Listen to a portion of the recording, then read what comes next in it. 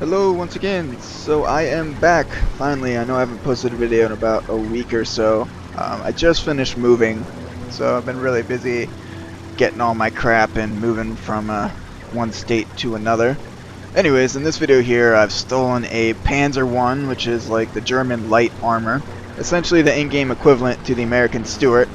Although it doesn't have a main cannon, these dual mounted machine guns are extremely devastating and can actually do a pretty good amount of damage to armor. So by popular request, it seems that you guys really want a tips and tactics regarding the pilot class. So I'm going to go ahead and do that. I guess the first one I'm going to do is going to be just dogfighting aerial combat, and then I'll split it up and do a second video where I cover the support role and attacking ground targets from the air, as well as resupplying an airplane, how to take off and land without killing yourself, which is something that definitely took me a little while to figure out with these glitchy ass airplanes. I have some really good footage with the Stuart tank as well, so I'll probably make a tips and tactics video with that, how to best utilize that and its infantry support capabilities. Also, go ahead and leave some comments below on the next types of videos you'd like to see, whether it's tips and tactics for a specific weapon or a class or vehicle.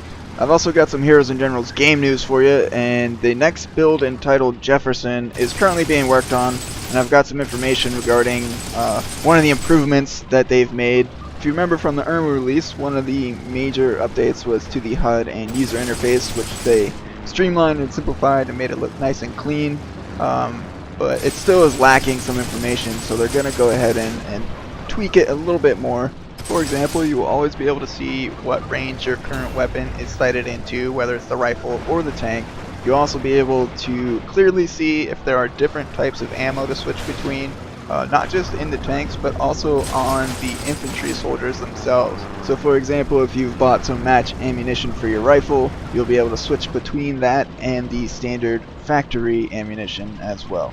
I really like this new feature a lot because we all know ammunition upgrades are extremely expensive to buy in the game. You don't want to be wasting ammunition in situations that it's not suited for. For example, if you've bought some extremely high-powered but inaccurate ammunition for your Thompson that you only want to use in extreme close quarters, you can switch to and from that as you enter and exit buildings and other close quarters situations. They're also relocating kill messages that are specific to you back to the middle of the screen. That way it's a little bit easier to tell when you actually killed a player you're shooting at.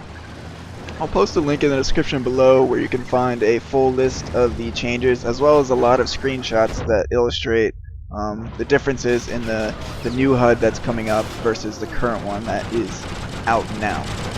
As far as some of the things that I'd like to see in the new build, I'd say my top one still is the awkwardness, or inability rather, for soldiers to run up certain steep inclines.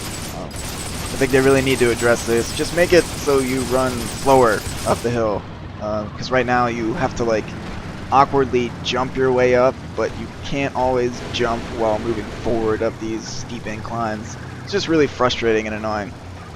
Some fixes need to be made to the airplanes, perhaps make it so they don't randomly explode on the ground when you're taxiing and taking off. I know the Germans with the BF-109, that doesn't turn at all, or only barely while it's on the ground, so pretty much a good portion of the airfields in the maps are useless to that airplane because a lot of them are narrow and you need to be able to turn around and you just can't. I know I've said this before, but I think the skirmish mode is still broken. I think they really need to do something with the spawns. I also think maybe changing the locations of the capture points could be a good idea. I'm really thinking about making a separate video on some of my ideas I have on how to fix that game mode. So what are some of the things that you would like to see changed, updated, fixed, improved upon for the next build or upcoming builds? Go ahead and leave some comments below on that as well. All in all, I really think this game is still heading in the right direction. They're really listening to the players. I mean, their motto is, you know, let us build the game that you want to play, or something along those lines. So they really like your feedback, and I've said it before, if there's something you want to see, I mean, obviously leave it in this video so we can talk about it, but go get involved on the forums.